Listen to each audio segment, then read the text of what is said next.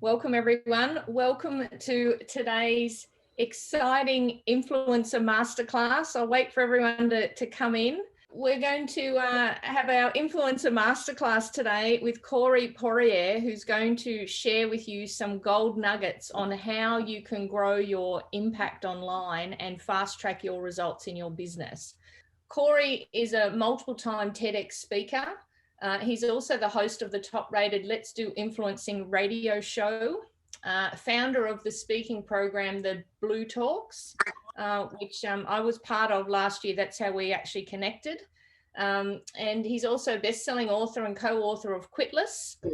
Corey's interviewed over 6,500 world leaders and influencers, such as Les Brown, Victor Hansen, Tracy, just to name a few. So he's got a wealth of knowledge to share with us today, and he's going to share some gold nuggets, how you can increase your visibility and results in your business, and also share details of his new Influencer Vault. So I'm going to ask Corey a few questions and he's going to dive deep.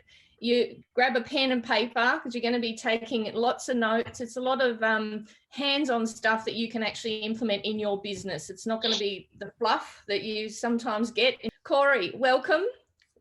Hello. Thank you so much, Tanya. I'm super excited to be here. And of course, thank you everybody for joining us this evening, or I guess it's this morning, depending where you're at. Yeah, I know. Living in the future here. It's 10 a.m. here in Sydney, and I think it's 9 p.m. for you the night before. It's all a bit bizarre, isn't it, living in the future? But so we might dive into the questions. The first one is best secrets you've learned from the world's top influencers that you've interviewed. Wow. So this, it's a big question because of course, we're talking about a lot of interviews. And to tell you, Tanya, one thing I do is I never come into it and go, here's the stock answers I'm going to give, meaning like, here's the 3 people I'm going to pick. I always go with which ones just come to me at the time because I feel those are the ones that were meant to come to me. So I'll share a few of these influencer interviews, insights that maybe change the way I look at things. The first one that comes to mind is something I learned from a gentleman by the name of Sharma. So I'm not sure if everybody here knows who Sharma is, but he wrote the book called The Monk Who Sold His Ferrari, The Leader Who Had No Title. And I think he's written maybe 11 international bestsellers. And one of the things Robin said in an interview to me, I asked him about what was his best plan and best strategy for crushing it in the future. And he said what he does is the same thing Warren Buffett shared, which is to reverse engineer your life. So he said what he does, and I don't know if most people won't go to this level, but I think we can learn from this and use it at a smaller level. But he said the thing that he does is he basically figures out what he wants his life to look like at age 80. And then what does he have to do every year to make that happen? So he would literally go essentially every year, what are the 5 things I have to do to ultimately arrive at 80, sitting on a lawn chair or a chair on your porch and saying, I've arrived. And so that was a huge thing to me because of the idea of reverse engineering your life. I hadn't really looked at things that way. And so what I did then is I started going 1 year at a time. So I'm not, I'm not as, I guess we'll say efficient as Robin to be able to do 8, whatever that would work out to, 30 years of planning in advance. But I certainly could do 1 year. So in other words, what are the 5 things I have to do this year to finish 2021 exactly where I want to finish it? And so that was a huge thing to me, is to actually sit down and do this exercise. What are the things I have to do this year, again, to achieve what I want by the end of 2021? One of those things for me was Wall Street Journal and/or USA bestselling book. And that's one of the things we end up doing this year. And so that's the kind of things I'll do, is say, what are the things that are going to move the needle the best for me? Another one is launching our Influencer Vault, our member site. And so again, I say, where do I want life to look like at the end of 2021? And then let's reverse engineer and plan accordingly. And so now I do it every year, ever since I learned that from Robin. So Tanya, that's one. And did you want me to continue on to another couple? Yeah, that's awesome. Thank you. Oh, absolutely. So another one is the strategy I learned from Jack Canfield. So Jack is the creator of Chicken Soup for the Soul with Victor Hansen. And Jack does a thing called his Hour of Power. So I actually asked Jack this question. Here's a guy who's, I don't know, he impacts and influences, say, 1 million+ people a year. And I said, Jack, what's the #1 success strategy What's the thing that's moved the needle the most? And he actually came back to me and said, I don't think I can give you one. I have a book called The Success Principles, and it has 64 of them, and you have to use all 64 in order. And I said, well, Jack, if I'm sharing this message, I'm never going to get somebody to put in place 64 principles and remember them. So I said, I'm still going to push you for one. It took about 5 minutes, but I finally got him to say one. And here's what he said. He said, every day I'm finding a way to learn, to exercise, and to sit in stillness. So he said what that looks like is he does a thing called his hour of power. And so the first hour of every day, he breaks up into 3 20-minute intervals. 20 minutes he's exercising, 20 minutes is meditating, 20 minutes is learning. Now, I looked at what he's doing, and to me, I think the reason it's so successful, if you think about what he's doing, every morning before most people wake up, he's feeding his mind, body, and spirit. He's doing each 20 minutes at a time, and he does it 7 days a week. So just imagine in the course of a year, how much he's given to professional development if he commits 20 minutes a day. Just imagine, how much extra sleep he's getting if he does 20 minutes of meditating every day. And just imagine from an exercise point of view, how much that can do for your health. And we all know exercise, we've heard the news, it's good for you. You sleep better at night, you're more productive. The meditation side, I interviewed years ago, David G. If you're familiar with him, he actually created the 21-day meditation challenge that Deepak and Oprah do. And David G said that there's been studies that have shown 15 minutes of deep meditation is equivalent to 4 hours of sleep. So again, think about it. Jack, after he wakes up in the morning, is now meditating for 20 minutes. And so he's probably getting more sleep than most people in the run of a day. And I would guess he probably only sleeps like 4 or 5 hours a night, but he probably gets those extra hours by that meditation. So Tanya, that hour of power changed the game for me. It changed how I did everything. To start every day out intentionally. And by the way, I should mention, it works best in the morning, and it works best if you are doing this before you jump on your cell phone or a computer. Like, this is something you should be doing. Like, you're basically giving that hour to yourself before you do anything else. I will add, in teaching this for a while, not everybody should jump in at an hour. People, we know who we are. Don't jump in and try to tackle an hour from day one if that's not who you are. You could do this in 5-minute intervals. So you can do 5 minutes. So you could do 5 minutes of meditating, 5 minutes of exercising, 5 minutes of learning to start things out. Don't go so far in that you quit on it because you get overwhelmed. But either way, the takeaway is give yourself the morning to practice stuff before most people start their day. So that would be number 2. And then if I could give a number 3, I would say what comes to mind is Shailene Johnson, depending on how you want to pronounce it, who was the creator of Turbo Jam. And she's also an Instagram expert. And so Shailene, in an interview, talked about how she basically struggled early on, because I asked her how she juggles everything. And at one point, I think they had 600 classes running on a weekly basis teaching Turbo Jam. And I said, how do you juggle all this? And she said, I've learned, and she didn't use these words, but basically I've learned the power of no and how important it is to be willing to and open to saying no. And so what she said was that she she's learned to say no to all the things that weren't moving the needle for her.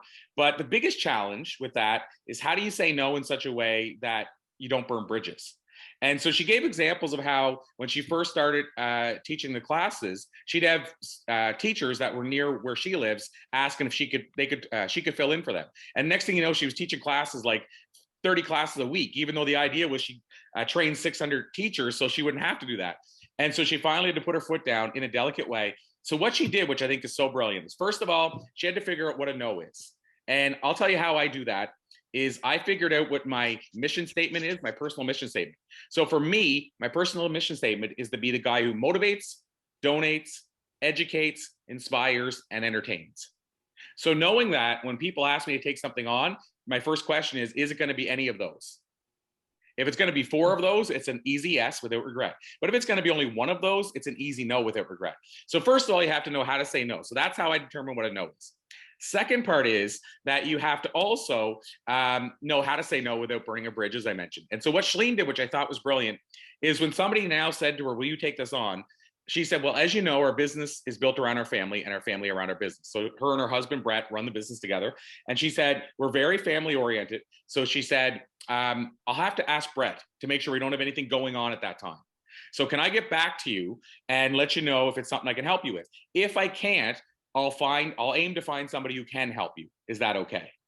Now, my question to you is, wouldn't it be hard to get mad at somebody who says, I'm not sure if I have to spend time with my kids and my family this, this Sunday or Tuesday or whatever day it is? Most people, it'd be hard for them to get mad at you. So first of all, she's doing that because it truly is the thing that she approaches life with. And so it sticks with her brand and her identity. But secondly, it gives her a chance to think about it. It also gives her a chance to decide if it's something she wants to take on. And what's interesting about it is, a lot of you probably know, when people ask you to do something, oftentimes if you say, can you give me a day, they find a way to do it themselves or get somebody else to do it anyway. So some of those things they would reach back out and say, don't worry, I figured it out.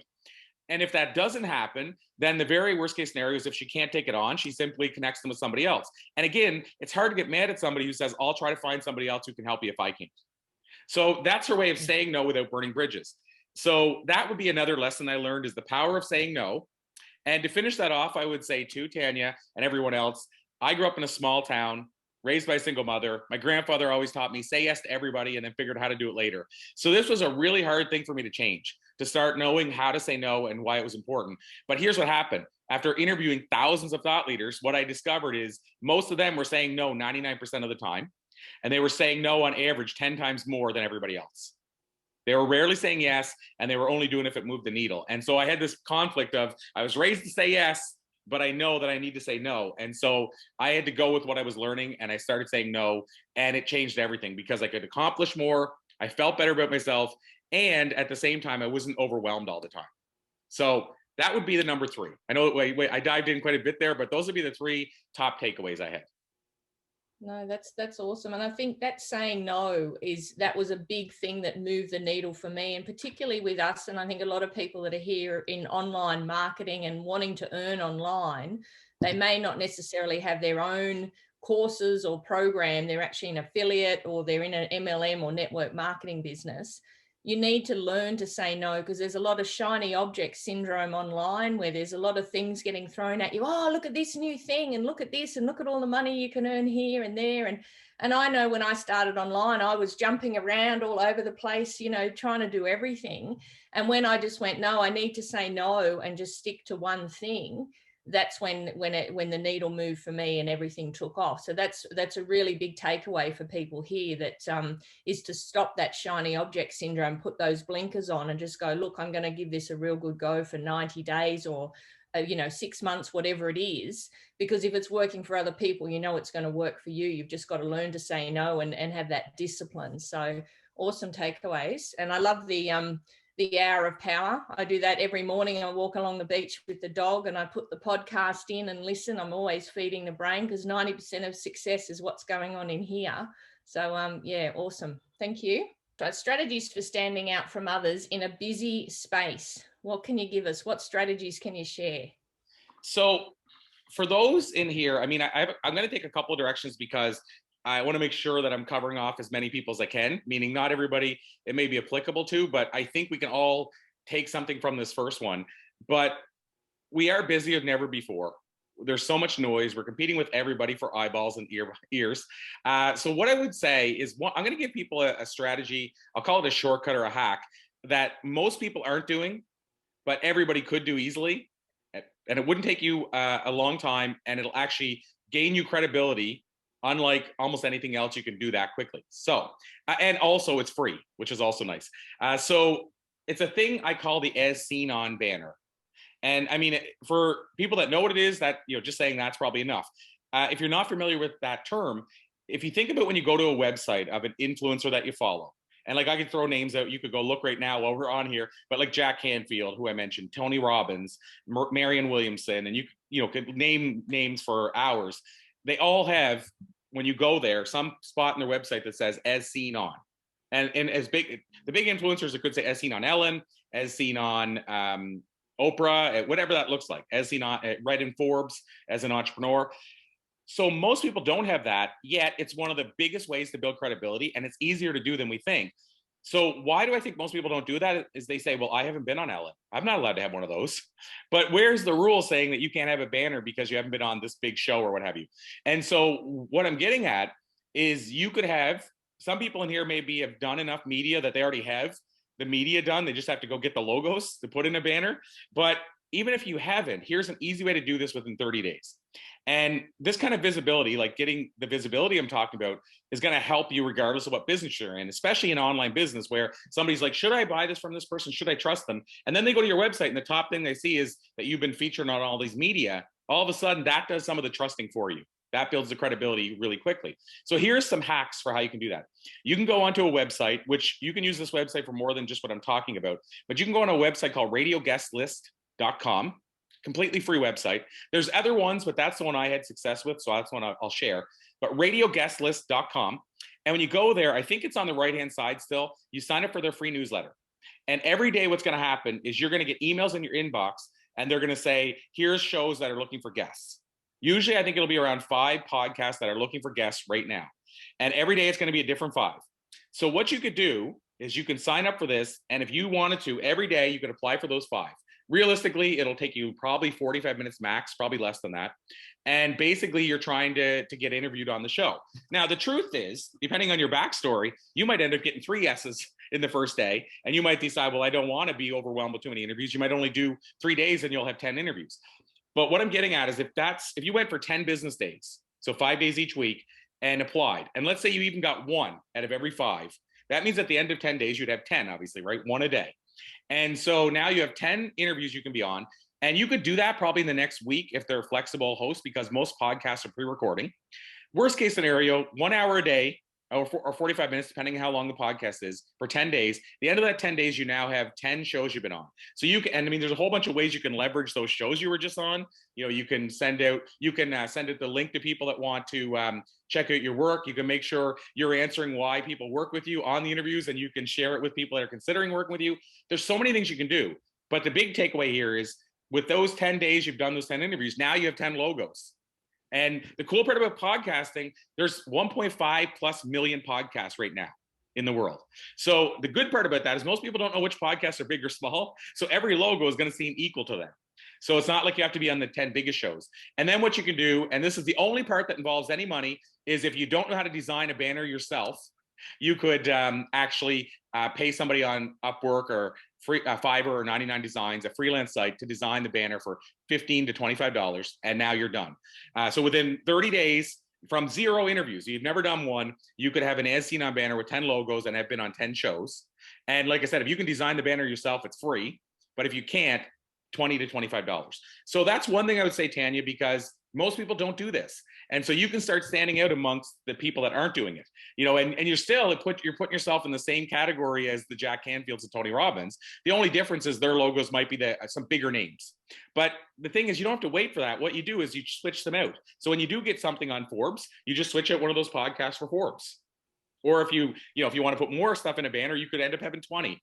But the point is, you can have an as seen on banner in 3 weeks. The one I'll add to that as well is the one place, talking about noisy world, the one place most people aren't distracted is when they're looking at your email. And I think far too few people capitalize on that email signature. I think that's one of your best properties in the world. When you're sending an email out, that signature is going to be one of your best properties, and it's uninterrupted. Most people, when they're reading your email, that's the only thing they're reading. Whereas everywhere else, it seems like we have 3 or 4 screens open. So I also think you should be capitalizing on that email signature. Now, what do you put there? If you just did what I said, you could actually make a smaller banner for there, and it'll say as seen on, and that still gets credibility. But it might be something else, like you might have written or co-written a book. You might have launched a new product. Like basically, it's almost like your bio, but obviously not as long. So mine right now, I think the last update, now mine has my Blue Talks at Harvard event. So my link for my video so you can see me speaking at Harvard. It has my 3 TEDx Talks links. And it also has a note about the new Wall Street Journal USA Today co-author book and a note about my Book of Why book. So these are all the things I've noticed build the big credibility for me. So when you see my email signature, those are there. Most people are only going to read your email signature once, but the point still is that when they read it, they're going to be uninterrupted. And I find most people that send me emails, there's no email signature, and it's just like, hey, buddy, what's up? You know, or hey, I just want to introduce myself. And at the most, it just says their name and their website. So I would say those are 2 things that jump in my mind, Tanya, that everybody here could start doing now if you don't already have it done, and stand out amongst a busy market. Awesome. yeah, I've got to get mine sorted. I did have it, and then something happened. It went corrupt, and now I've got to get it fixed. But the as seen on, yeah, I've got to do that. I've done a few articles with a few ABC and a few other things that I've got to get that as seen on. I've got to do that. That's on my list. So yes, thank you for Awesome. the reminder. Yeah, absolutely. And what about, how can someone increase their credibility quicker? Like other than that, is there anything else you can share to sort of increase their credibility quicker than that? I suppose you sort of pretty much covered it in that, but. Well, I can add a few more. Some of them are the usual suspects. When I say that, what I mean is that the things you expect, and we can dive down that rabbit hole if you want. But, one thing is that if you haven't written a book yet, and I mean, so first of all, you could write a book and release a book, but if you're not there yet, but you still want to have that author status because it's going to increase your credibility, is you can find a great co-author book. There's so many great compilation or anthology books where you write one chapter and other people write a chapter. I have now, I don't know, I probably am at 12 or 13 books now. And the first one I ever launched or I was ever involved in was a book called Share Your Message with the World. It was a compilation book with 30 other authors, 31, I think it was 32 in total. And I built relationships. Some of those people actually have joined my programs as of 6 months ago. And that book was, I think it's 13 years ago. So we still have relationships. So there's great things that come out of that. But as far as the credibility, what really was powerful is I paid to be in the book. Like it was like, I think $500 or $450, but part of that was they were going to market for us and put us on the website and all that stuff. But the book became a number one international bestseller. And again, this is going back 13 years ago. So that was a little more rare then. And so having that status and only having to have written a chapter in a book was huge as a credibility boost. But it's still such a huge credibility boost to be in a book. So that's one thing I would say. And the bigger list you get on, the better. I will say, for example, how do you stand out? Well, most people that we all know that have a best-selling book, it's a best-selling book on Amazon. Interestingly enough, and this is, let's say if you have your own book that you're putting out, I suppose you could do it with a compilation book as long as the person running the book put it on there. But you could get your book on Barnes & Noble and make it a bestseller there. The reason I say that is Barnes & Noble is, still probably one of the biggest bookstores in the world, bookstore chains. But yet what's really neat is Barnes & Noble, the bestseller process works exactly like Amazon. And at the same time, most people don't have that title, Barnes & Noble bestseller. So you can stand out because everybody's used to hearing Amazon to the point where we get almost desensitized to it. But Barnes & Noble, we don't hear, or Kobo, or Apple Books. So in other words, that's the way you can stand out amongst other people, is to be an Apple Books bestseller, or a Kobo, or a Barnes & Noble, et cetera, et cetera. So that's one thing I would say. And then another big one, which is again, the usual suspect.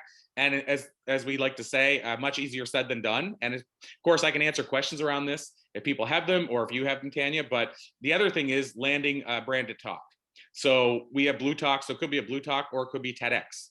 TEDx is really the one that everybody, basically seeks. And that's something we help people with. We have another program called Landing Your Branded Talk. And that program, that's what we do. We help people land their branded talk, but usually TEDx is the one everybody wants. And so I can tell you from firsthand experience, we've watched lives transform just from the TEDx talk.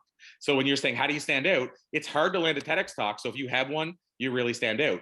I did an interview earlier today with a lady named Kelly Filardo, who came to me and she hadn't applied for TEDx, but she wanted one and she told everybody and it wasn't happening. And to make a long story short, to tell you how big of an impact it can have, we helped her land her first one. Then we helped her land a second one. And this was in about 4 months. The first one she landed in 4 hours. She's still the record. She's the poster child. So 4 hours of joining the program. She tried the first thing and landed a talk. She does have a very powerful story. She was burned at age 2 and she impacts a lot of lives. And of course, Dan, you know who Kelly is. She was burned at age 2 and she does have a powerful story that I think from a TEDx point of view, they're like, we want the story shared on our stage. So that helped. But I just mean she practiced what she learned. And she just shared with me today that, and this is why I do what I do, but she shared and she teared up and she shared that I helped her, was a part of her getting for the first time in her life as a single mother to 6 figures, a 6-figure income. And I want to share that those 2 TEDx talks played a big part in that. So again, how do you stand out in a busy world? If you have a TEDx talk, you'll stand out. And I can tell you when people ask me, what was the moment? What was the thing? So I've done 3 TED Talks. One of those things was the TED Talks. My speaking fee went up, more people were reaching out. some interviews that I did with some of the big names, first thing they said when I sat down with them is, oh, I watched your TED Talk, it looked pretty good. So I even think that some of those people agreed to the interview because they watched the TED Talk, because it was on my email signature. By the way, I didn't say check out my TED Talk. They saw it on the email signature, to circle back to the point of why that's powerful to have that there. So again, those are two more ways. Instant credibility or up-level credibility is to be involved in a book in some capacity and reach a bestseller status, and or land a branded talk like Goldcast, Mind Valley, TEDx, and Blue Talk, something like that. Awesome. And I think with the TEDx talk, I mean, that is a big thing to grow your credibility, but it's also a daunting thing for some people to sort of go, oh, like I don't even get on YouTube or do live videos. They sort of got to get out of their own way to actually get and do a TED talk. But that's all about growing, isn't it? It's all about actually getting out of your own way to share your story and share your message, because everyone's got a story inside to share, and everyone's got expertise to share with people. So thank you. Awesome. Absolutely. And what's your best suggestion for stopping the sales chase? We're going sort of in a different direction now. You'll notice that a lot of this stuff is kind of linked together, so and I'll make sure we see that it's linked, which is good. It builds upon each other. And so one of the things we've been talking about, which is up-leveling your credibility, this is one of the biggest ways to shorten the sales cycle. Because going back to that, and I'm gonna give you how you can more so stop the sales cycle, and the sales chase. But as far as I talked about up-leveling your credibility, that's one of the ways that you can shorten the sales process. So what I mean by that is, if somebody goes to your website and sees those as seen on banners we've been talking about, then all of a sudden, let's say initially they're like, I don't know if I can trust them. I better jump on a call. I better do this. And you're wanting to do all these things to see, is this the right person? But when you see that banner, I believe that shortens the sales cycle, because you're like, oh, well, they've already accomplished a lot of stuff. They've been vetted. If you see they were on a TEDx stage, I mean, I've had people say, the reason we paid you your full speaking fee in advance was because we saw your TEDx talk. So we knew that if you have a TEDx talk, then you're not going to risk ripping us off our money. Like, think about that. How powerful is that when they're saying, you've done a TED talk, so we'll send you all your speaking fee in advance because I offered a discount, but we'll send it to you in advance. And so, that kind of stuff shortens the sales cycle. I mentioned the TEDx talk. My TEDx talk, we track the conversion. So when people watch that talk and are thinking of hiring me as a speaker, it's in the neighborhood of 85% of people that watch the talk that were thinking about hiring me that say yes after watching the video. My sizzle reel that I spent $5,000 on was 70%. And I thought that was high. And the TEDx was closing at a higher ratio. So again, these are things that can, I'll say, shorten the sales cycle and lead it in your favor. But if we talk about what's a way you can stop chasing sales, I believe that one is more around increasing your visibility. So actually getting out more places. So all those things I said will increase your visibility, but at the same time, the biggest way to increase your visibility is to be other places. And so I'll give you an example of what I think is probably right now, what I would lean into if I was comfortable doing it, and that's podcast interviews. And the reason I say that is podcasting is growing like nothing else right now. And the great part about it is you could pick the shows you want to be on, and you could say, okay, I'm only going to go on shows that are 15 to 20 minutes.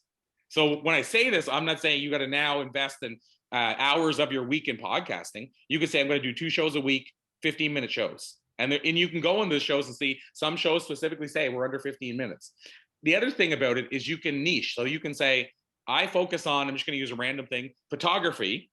So I'm going to look up all the photography podcasts and go on those shows. And what's great is you're able to reach out to the photographers directly. So you're now getting to your right people, versus if you go on the radio, it's a mainstream station or channel. Now all of a sudden you're reaching more people, but they're not necessarily people that are ever going to be interested in doing business with you. It's like you could be on Good Morning America, and today I would argue that years ago you could go on Good Morning America and sell 5,000 books in an hour.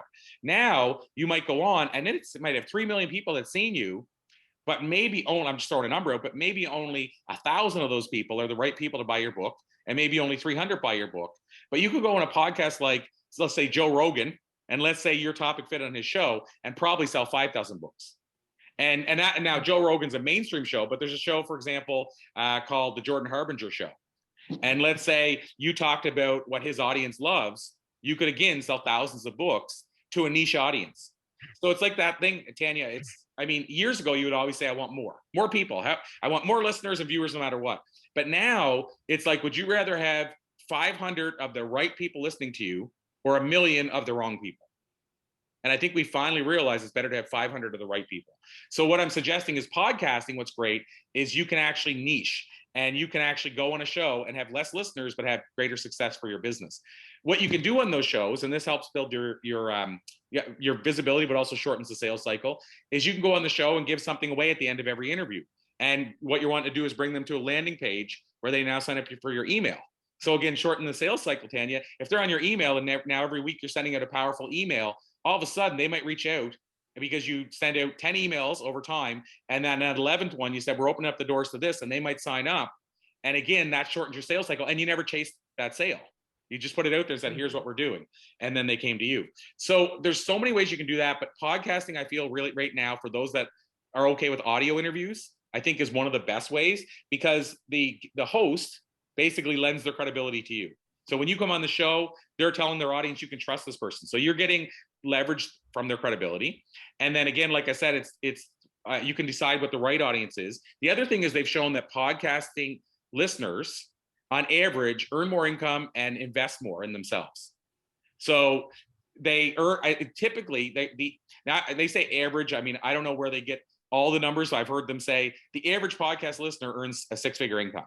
Now, when you think about how many people listen to podcasts, to me, that seems strange, like that it would be that high across the board, because millions and millions and millions of listeners, you think that would bring it down a bit, but that's what they claim. But either way, what they're saying is podcast listeners are people who are willing to invest in themselves. And so, and if you think about it, if you're willing to invest an hour of your time for the longer shows and put earbuds in your ear and listen to somebody that you've never met before, to me, that tells me you're somebody who invests in themselves. So it's a really good market of listeners. And so that's what I would say. Build your visibility on, and I'm just using podcasts as the example. It could be writing for magazines. It could be speaking at events, but get yourself visible out there. And that's going to shorten your sales cycle, because people are going to get to know you before you ever have to chase them for a sale. Awesome. And I like the podcasting idea, because for us ladies, you don't have to worry about doing the hair and the makeup. It's just the audio. Absolutely. But the other big one that's really moved the needle for me is YouTube. And I know I've shared this with the team before, is I think 60% of our leads come from YouTube. Because it's a really quick way to build that like, know, and trust factor. And it's like, you're doing a TEDx talk, or you're doing an interview, people get to know you straight away. And that's how, we've been able to grow so quickly. I think we're adding about 100 people a week in our MLM business. It's not just coming from me, from YouTube, but a lot of it is. And a lot of the other guys on the team now have got their YouTube channels. And, if anyone's here that, is looking to grow their business, I could say, that's probably one of the quickest ways to actually grow it is get a YouTube channel up as well, and have that, adding that into your kit bag. That, it's that being that omnipresent, which is what Corey said, is sort of being everywhere. You've got TikTok, and there's all these other places that you can be, and it's syndicating that content as well. So you create one piece of content, YouTube video, and then it gets syndicated out to TikTok, and you can use it for Instagram Reels. You can use it on Facebook. It's syndicating it all out. So awesome. Thank you. And I suppose what's the thing that moved the needle the most for you, Corey? Well, and I think you sort of shared the TEDx talk, but yeah, well, it was. I'll add one other thing to that, but I'll also say I just want to touch on what you just said as well, Tanya, about syndicating the content. I heard an interview one time with Brendan Burchard where he talked about his process for doing this. So those that aren't familiar with Brendan Burchard, he'd be comparable to, say, Tony Robbins in the online marketing space. He impacted millions of people, and one of the things that he said that he does, which I love, is he said every week, they start of the week, they record an hour-long video with Brendan. And that hour-long video is all his content for the week. He never touches anything after that. His team does it. But what they do is they take that video and they chunk it into 5-minute, let's say, clips, and use it throughout the week. They then, you do image quotes with quotes from that hour-long video. And it goes on and on. They take quotes, they take everything they're going to send out, posts for Instagram. They'll take pictures of the video and put that on Instagram. And then they put the full video out as well on his personal development channel on YouTube. And so he spends 1 hour creating content the whole week.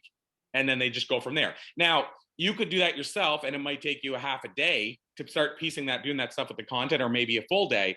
But still, you're only doing it once and you're covered for the whole week. Whereas I see so many people now that are, okay, what do I create today? What do I create in an hour? What do I create in another hour? And they're just constantly always creating. So I like that idea that he's repurposing it. And then he said, after you get a catalog of it, then he pulls some of the older stuff because people have forgotten it. So they resurface the stuff too. And so he's always got a full catalog of content, and the most he spends on it is an hour a week. So I just want to add that in, that I think that's, to your point about repurposing, I think we need to get away from always recreating new content for every different platform and everything we do. So I think that's one important note. As far as moving the needle for me, yes, the TEDx for sure was one. Another thing for me, I think it goes in, like, there were different levels. So for example, the TEDx was one. Another one was when I first wrote for Forbes and/or Entrepreneur. That was another one of those bumps I saw. Like, I saw credibility built. I saw things happening in real time. My first book being a bestseller, having that in my bio was another needle mover. So it's a lot of the things we're talking about here. Being an Entrepreneur on Fire, which is a podcast that has over 1 million listeners. Being on that, I was on it twice. And still to this day, Tanya, the last time I was on that show was probably 5 years ago. First time might've been 7. And to this day, I still get people reaching out about those 2 episodes. So that obviously moved the needle, being on the right podcast. And then the last part for me, and this has been a gradual over time, but interviewing influencers, sharing the insight I learned. But I would say the other part of it, and this is kind of a tip for people as well. And I'll add a second tip, which is that if you're doing this media stuff, get screenshots, because sometimes the media that you do the interview with gets rid of the link, and then you have no history of you being on there. So get screenshots, because I learned the hard way, this stuff disappears sometimes. So I would say, that's one thing, is to make sure you get copies of this, that you can use it forever. And the second thing is, we all have our phone now, which is our camera. Before I used to say, bring your camera everywhere you go, because you never know who you're going to meet. And those photos, it's amazing how powerful they are for leverage. So, for instance, if on all my websites, you'll see photos of me with Henry Winkler, the Fonz, or Kate Hudson, or Gene Simmons, and on, Cheech and Chong. And so, and most of these were from interviews. So you'll see those pictures and they just boost credibility. And I can't even explain it, but people will reach out and say, we've been talking last week about me joining your program. And, I'm really thinking I'm going to do it. And by the way, I need to know, how did you meet so-and-so? And so that that actually played a part in them deciding to go with me. And it's a credibility boost. So I would add that as well, is, if you ever have an opportunity to get photos with people that you're meeting somewhere, make sure you get those photos, because, and you're nervous to do it probably at the time. But again, those things, it's amazing to me how much they've helped everything that I'm doing. So those are a whole bunch of different ways, I would say, I should say, those are a whole bunch of different times I saw the needle move. Every time one of those things happened, I watched the needle move another level. But admittedly, the TEDx is the one where I saw it kind of do a record scratch, like it went woo, and it jumped a bit more. And by the way, to add to that too, to tell you how powerful the TEDx thing, this is a kind of a visual for you. Whenever I go to an event and somebody reads my bio, whenever they say he's a multiple-time TEDx speaker, that's the moment in my bio that audience members look over at me.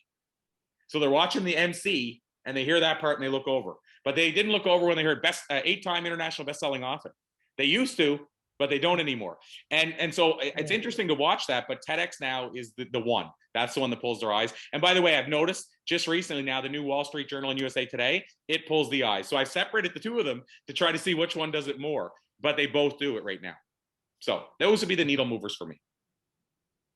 Awesome. And I suppose, just digressing, how hard is it to get a TEDx talk? Obviously, you've got a program about it, but how hard is it realistically to, I could imagine they would get thousands of applications for people to be on a TEDx speaker. Yeah, you kind of hit the nail on the head, in the sense that it's not abnormal at a big TEDx event for them to get thousands of applicants for 10 spots at that one event.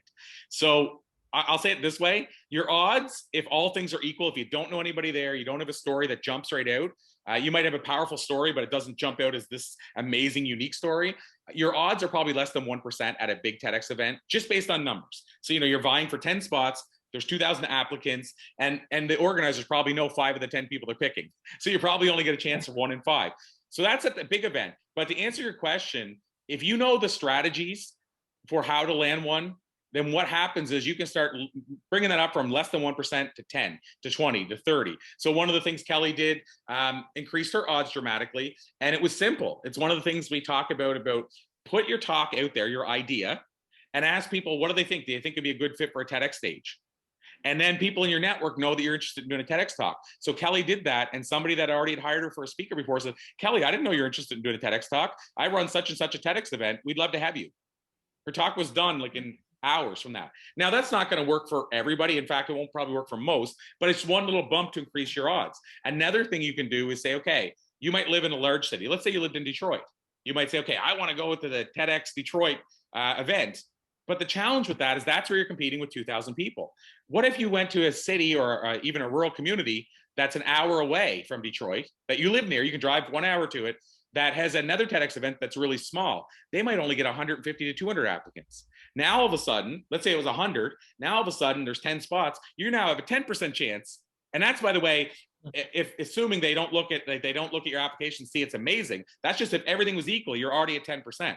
You might be at 50% if yours stands out over all the other applicants. The other difference is that large event, you have 5 people trying to pick 10 speakers from 2,000. So they're, things run together. They're like, I don't remember what I saw. Who did this? But if you only have 100 applicants and there's 5 of them, that's pretty easy for them to remember who was who. That's easy to stand out. So there's things you can do like that, where look for a smaller TEDx event, or again, as I said, put it out there in social media and see who bites. Somebody might say they know an organizer or what have you. You might even put it out there and say, do I know anybody in my network that knows somebody that runs a TEDx? I'd love to deliver a TEDx talk. There's all kinds of hacks. So, we probably teach about 15. And by the time you go through the 15, if you've gone through all of them, you're probably at about an 80% chance, meaning in theory, you would only have to apply twice, versus people that come to me that have applied 30 times and still not landed one. So again, there's lots of things you can do to increase your odds. So I guess the answer to your question is, if you do it the traditional way, Tanya, the answer is really, really, really hard to land one. You asked how hard? Really hard, because all you're doing is you're jumping on their website, nominating yourself, filling out the application, and you don't know how the organizers think, probably in the TEDx world. You send in the application and go, that way, it's really hard to land one. But if you know that when they ask a question like, how comfortable are you delivering this talk? And how many times have you delivered it? For instance, well, TEDx, one of the things that TEDx is big on is they want to deliver your talk to the world for the first time. But most people, when they hear how comfortable are you delivering it, think that TEDx wants to know, oh, I've delivered it everywhere. I know it inside and out. So they get trapped up and they answer the question wrong the first one, because they're thinking, well, they want to know I'm a good speaker. But the truth is, they're not looking for motivational speakers. They're okay with it being your first time on a stage ever, and they want your talk to be introduced to the world by them. So my point there is, if you don't know how to answer that question, I would say the majority of people get it wrong. And they do ask questions like that, where you're thinking, okay, well, they ask comfortable. Comfortable means they want to know AM. What they're, at the end of the day, and I think sometimes they word those questions like that because they have so many applicants, they want to see who's a good fit. And really for them, they want to know, is your talk been delivered a whole bunch of times? So that question will get you to admit you've done it 20 times, rather than not being truthful and saying I've delivered it a lot. They want you to say if you've done it 20 times. So maybe that question is worded to actually catch you, because they still tells them, okay, it's been delivered too many times. And so what I'm getting at is that all those little things increase your odds. And what are some of the ways you juggle everything? Obviously, you've got a lot going on. You've got the Influencer Vault launching, Blue Talks, books, everything else going on. How do you juggle it all? Are there any tips that you can give us?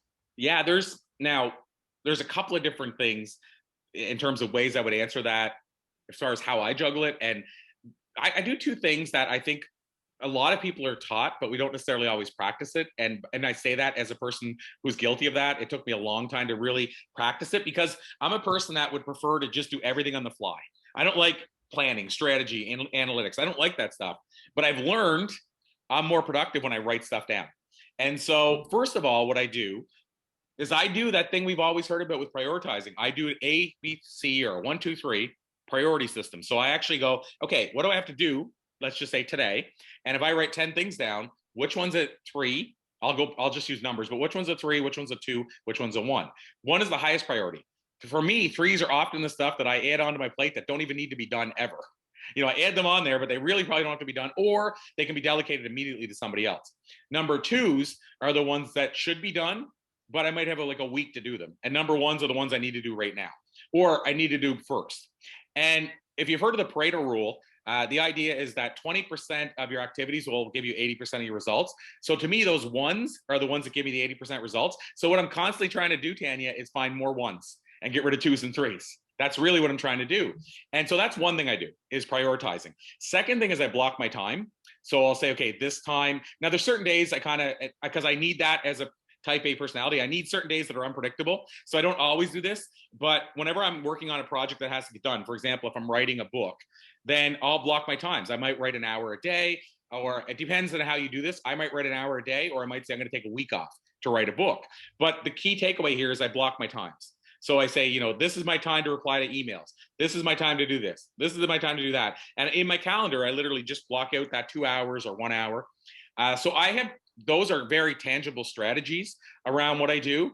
And then the other thing I do is I do often hire people. Besides VAs and stuff like that, I also hire people on sites like 99 Designs or Fiverr or Upwork. The two I work with most is Upwork and Fiverr. And so for people that aren't familiar with these, they're kind of freelance sites where you can post and say, I'm looking for somebody to complete this short-term job for me. And so, for example, with our Blue Talks book, we have the editor. I met them through Upwork, and we work with the same editor over and over again. So the big challenge here is finding that right person. So I find the right person and I stick with them, but I find them on something like Upwork, and I'm actually able to get stuff done. Like, for example, a poster that years ago I would have to pay $1,200 to a graphic designer, that now I'm getting done for $50 in the same day. And the graphic designer used to take like 3 weeks, and it was $1,200. And I understand the prices have come down, and even a graphic designer wouldn't be that much now. And it's not about saving money. It's just about the ease of it now online. So for me, for example, I have somebody that does all my marketing stuff, like all the flyers and that. Anytime I send her a project, it's always been same day she starts working on it. Her prices are amazing. Like if I do, for example, the flyer I did for our masterclass next week, she gave me 3 different versions of the flyer. She said, $15, is that okay?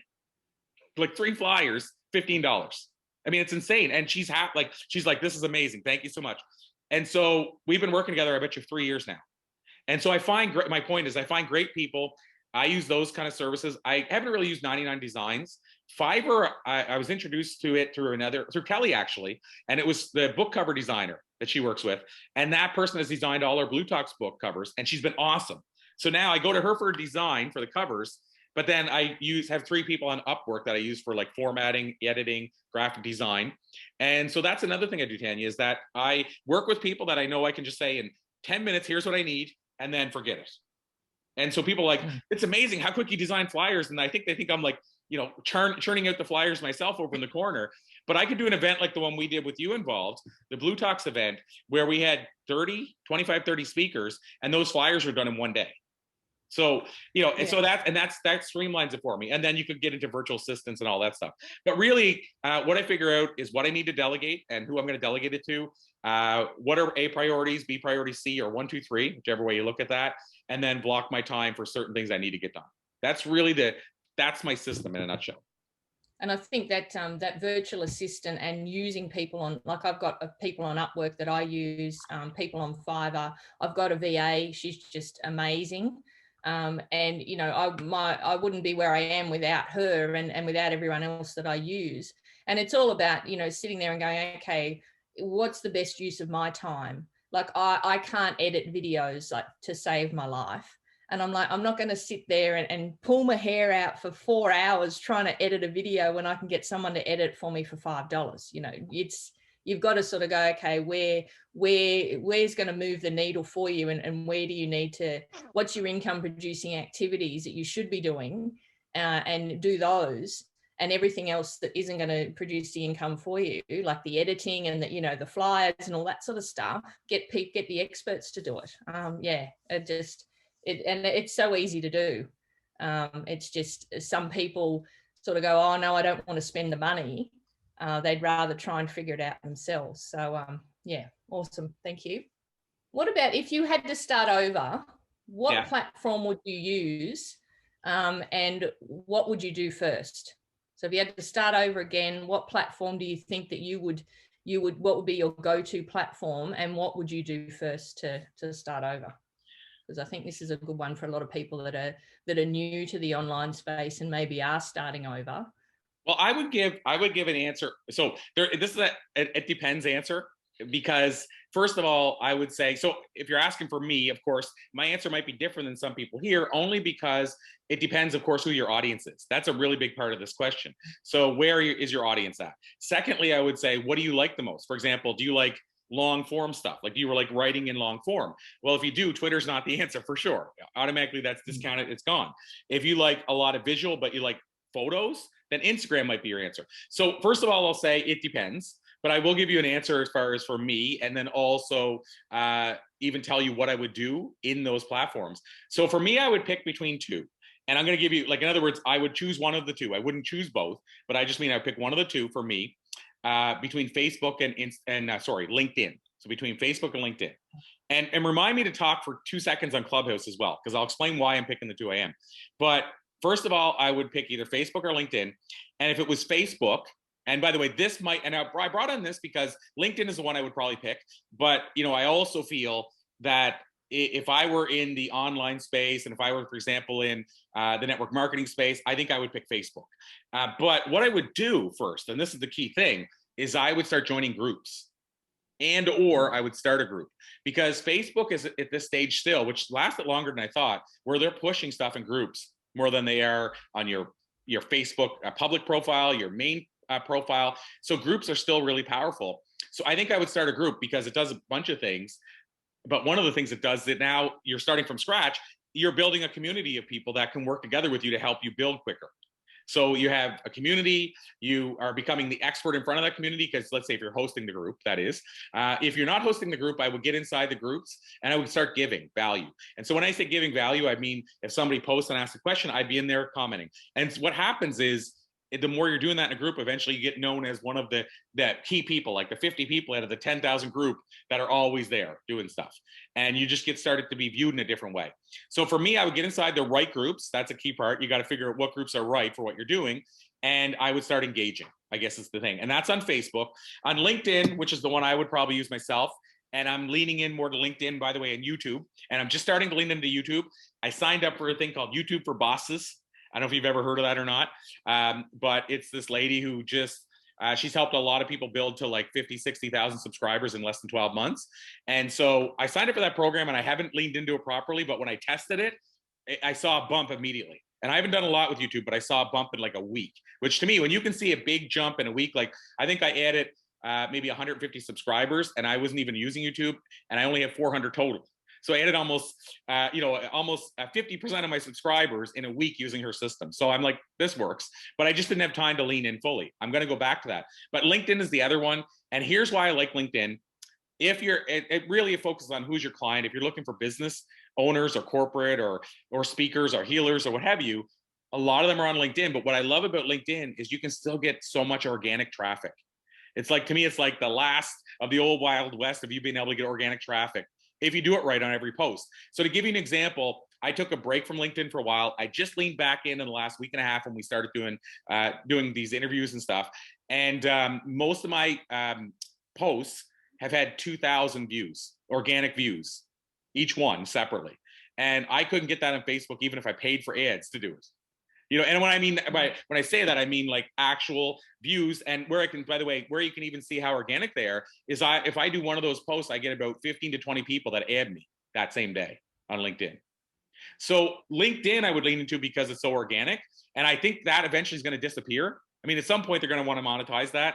And so that's going to disappear. So I'm trying to lean in quickly, as quick as I can. So that was a longer answer, but those are the two that I would choose, one or the other. And again, I would go Facebook groups if I went on Facebook. If I went on LinkedIn, what I would do is I would mix it up between written posts, images, do a video, like all throughout the week. And I would have a system, like I would say, Wednesday I do video, because people start getting used to that. Thursday, I would do a testimonial. On Monday, I'm doing a written post about something that happened in my life. So on LinkedIn, what I would do is I'd mix it up every day. And for me personally, I would go 5 days a week with LinkedIn. I don't go on the weekend on LinkedIn. And I mean, LinkedIn has lots of activity then, but I just put a stop on that for me. So that would be what I would say. And then if you're okay with it, Tanya, I'll also just mention what I was going to mention about Clubhouse.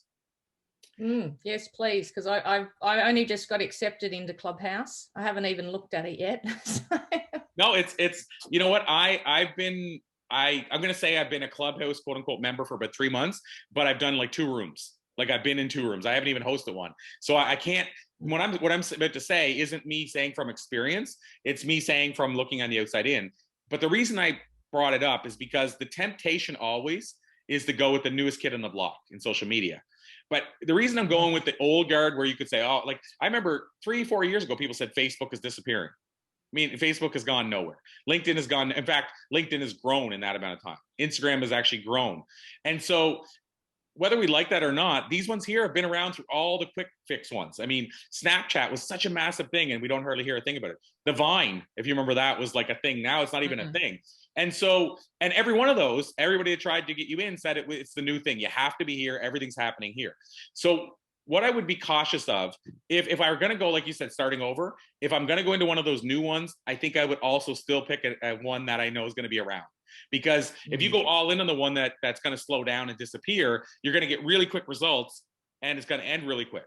And so, for example, with Clubhouse, and I'm just going to give you the numbers, but Clubhouse had like 9 million people join in April and less than 900,000 join in May. So that's not a good sign.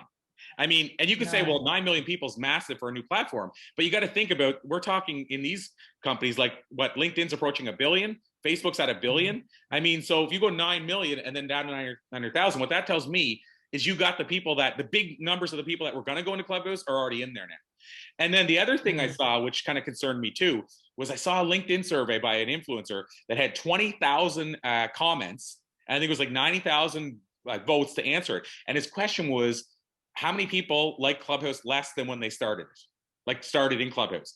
And the comments, I have to tell you, Tanya, were all, well, now it's turned into a sales pitch. I'm kind of bored of it now. I don't like how they do this. And it was almost all the ones I read for probably about an hour. And it was, most of them were saying, I've left it. I jumped in, now I'm gone. And so to me, I look at like a stock, you know, if you're looking at a stock and the company that you were investing in, everybody's saying, I think I'm going to pull my stock out. That's not a good sign. So, and I'm not trying to say, I mean, Clubhouse is going to be around for a while and there's lots of activity happening and lots of business being done. I'm just saying, don't lean in only. If I was starting over, I wouldn't lean only into the new kid on the block, because that part scares me, because it hasn't been proven. If we were talking in 2 years and Clubhouse is still going strong, I'd have a different answer for that, what I just said. But that's my take on social media. Yeah. And I think, you know, you hit the nail on the head when you knew. I sort of say to people, don't try and be everywhere, you know, on every single platform, because you're just not going to do anything well. You need to sort of go, like you said, you know, pick 1 or 2 and go, okay, this is what I'm going to be focusing on, and just focus on those. And then when you've got a bit of traction there, then you can go, okay, well, maybe I'm going to add TikTok or Clubhouse or whatever, so that you're not sort of going, oh, I'm overwhelmed, I've got to try and do everything. Otherwise, it's just too hard.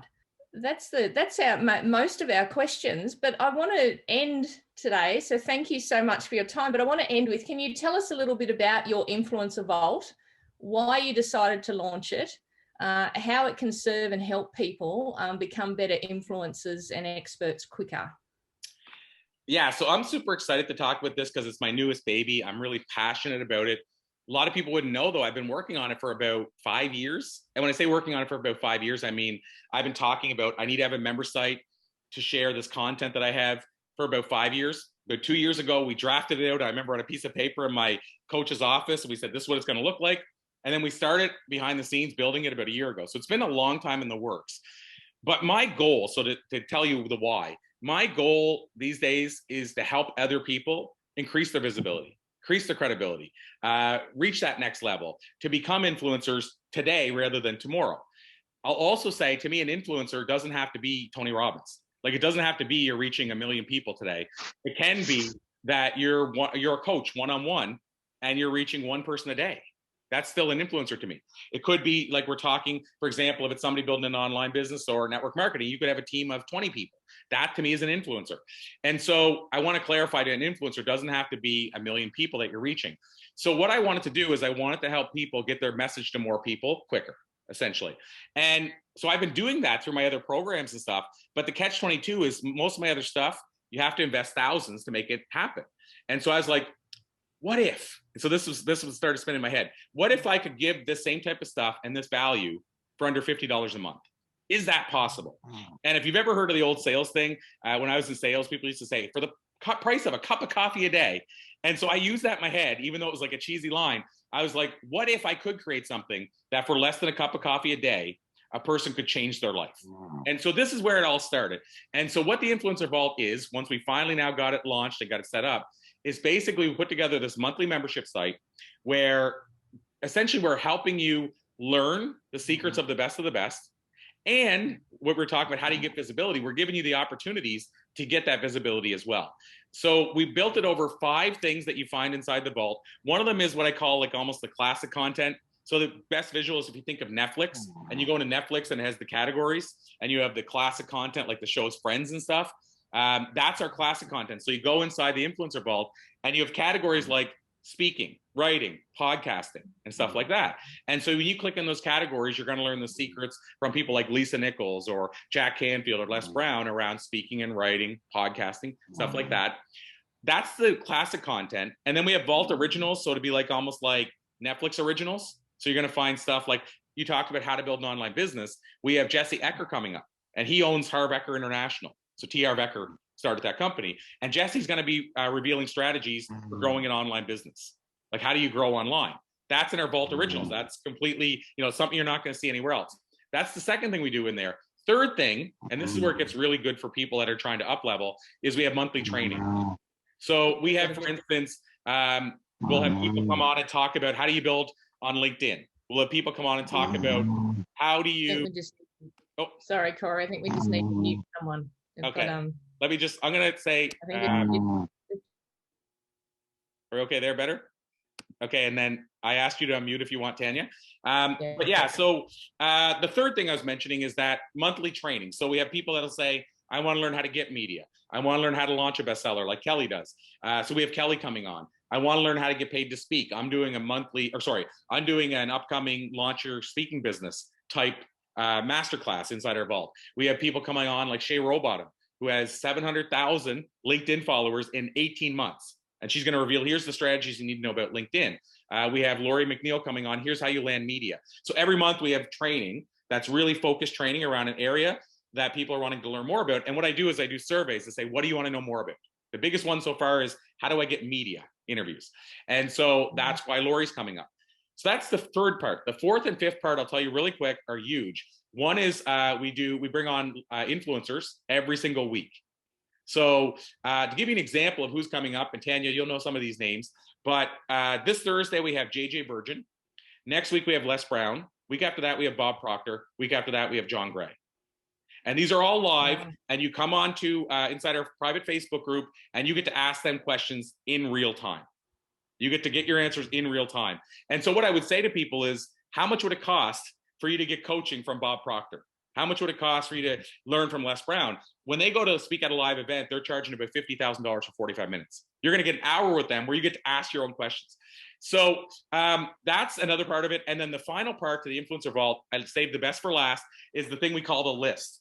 So people have been calling it that because it's basically a growing list of ongoing opportunities for speaking, writing, podcasting. So instead of you having to say, I wonder if this, they're looking for basically somebody for a summit.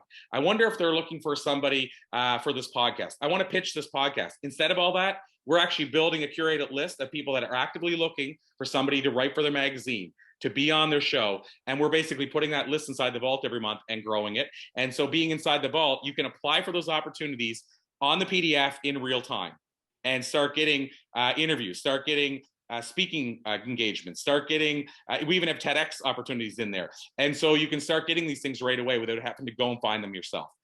So that's the Influencer Vault in a big nutshell. It's a member site. And here's the best part I get most excited about is to say the price.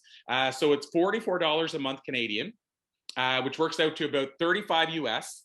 And Tanya, you'd probably know in Australia what that works out to, but I think it works out to close to Canadian. Am I right there? Or? Yeah, it's probably about that $44, $45 a month. Yeah. So that, I mean, that in a big nutshell is the influencer vault.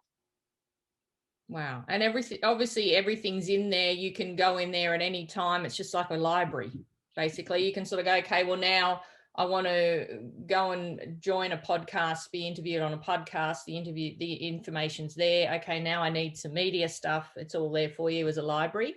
Yeah, it's all there inside as a library. And then when we do those live interviews I mentioned, they actually become replays once they're done. Now they stay inside the Facebook group where they happen, but then we also bring them over to the vault. So for people that just want to go inside the vault, they can watch the replay. So for example, if you miss Les Brown, then it'll move over into the vault and it'll be on the Facebook page. And for me, so why I say when people say, well, if it's an ongoing member site, I can join anytime. My answer is, of course you can. The challenge is you can't get to see Bob Proctor live again.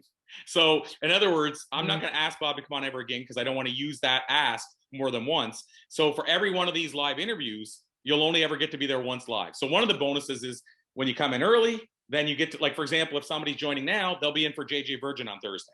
So, you know, you never get to be in live again. It's always a replay after it's been live. Every week we'll have new influencers, but that's one of the bonuses or benefits. The other thing is the price never changes for somebody who comes in at a certain price. Once somebody's in at a price, I never change it for that person as long as they stay a member. So it's the lowest price it'll ever be. I mean, I can say that for sure. And then the third thing we did for June, I decided for this month to add one bonus, which is we had a 5-week pre-recorded masterclass we did where we focused on me teaching high-level speaking stuff. Then I brought on Tom Ziglar, which would be Zig Ziglar's son, to reveal what he learned from his father around speaking.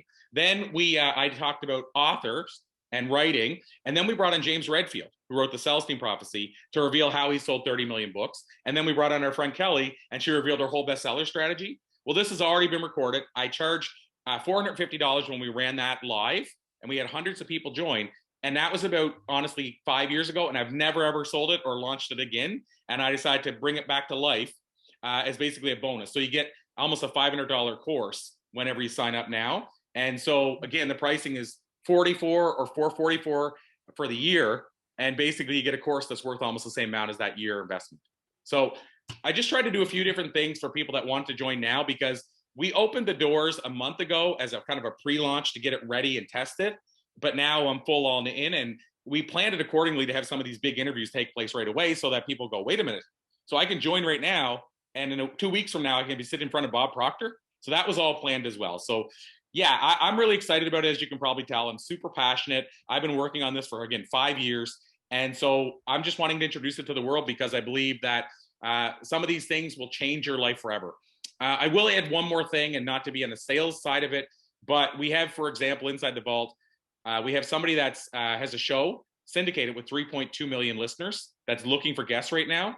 We have an Amazon Live show where she actually runs it like almost like a shopping network show, but an Amazon Live show that's looking for guests right now. We have a guy that's hiring for, he has a group that he helps people find careers with, but a lot of people don't know he also hires Microsoft speakers.